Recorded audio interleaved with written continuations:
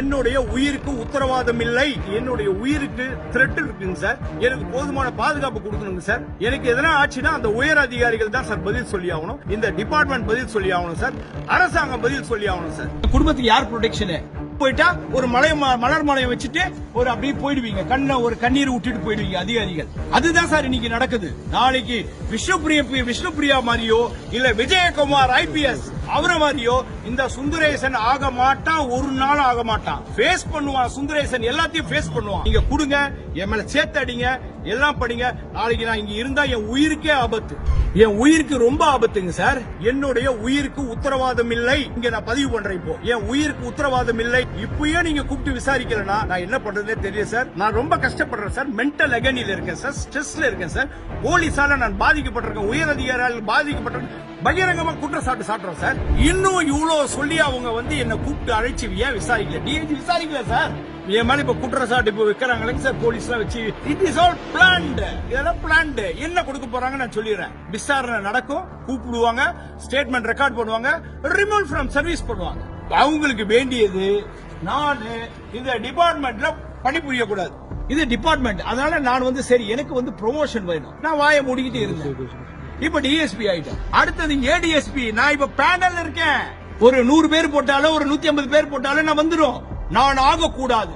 ADSP ஆகக்கூடாது sir. ADSP வேணாம் sir. போலீஸ்ல சார் ஸ்டார் முக்கியம் இல்ல சார், மன நிம்மதி முக்கியம் சார். என் குடும்பத்தோட சந்தோஷமா இருக்கணும் sir. Sir I am not 25, 35, I am 55. 55 வயசு ஆகுது சார். என் மேல சேனிய சாத்து தூக்கி அடிக்கிறீங்களா? அப்ப கூட பொதுமக்கள் அந்த கதையா உடியா, இந்த கதைய பேசியா, இப்ப இருக்கிற கதையை பேசுன்ற. இப்ப இருக்கிற கதைக்கு நியாயத்தை உடனே சஸ்பென்ஷனுக்கு ரெடி பண்றீங்க. கொடுங்க சார். எங்க அப்பா அங்க உயிருக்கு போராடிக்கிட்டு இருக்காரு சார். அப்ப கூட நின்னு கொடுக்கறேன் சார். எனக்கு ஓடி போக மாட்டான் சார் இந்த சுந்தரேசன். நேர்மையா வேலை செய்யறேன். என் நேர்மைக்கு இப்பயே சொல்றேன் சவால். நான் பணம் லஞ்சம் வாங்கி இருந்தேன் சொல்லி இருந்தா என்ன போடுங்க சார். இப்ப நான் சவால் விடுறேன் sir. I am not emotionally நான் பேசல, உண்மையா பேசுறேன். உண்மையா பேசும்போது எமோஷன் ஆவாங்க. நான் அரசாங்கம் இப்பயும் சொல்றேன், ஆனரபிள் CM அவங்க நல்லபடியா அரசை நடத்திக்கிட்டு இருக்காங்க. சில பேருடைய சுயநலத்தினால எங்களை மாற அதிகாரிகள் பாதிக்கப்படுறோம். இன்னும் இவ்வளவு சொல்லி அவங்க என்ன கூப்பிட்டு அழைச்சு ஏன் விசாரிக்கல? DIG விசாரிக்கல sir.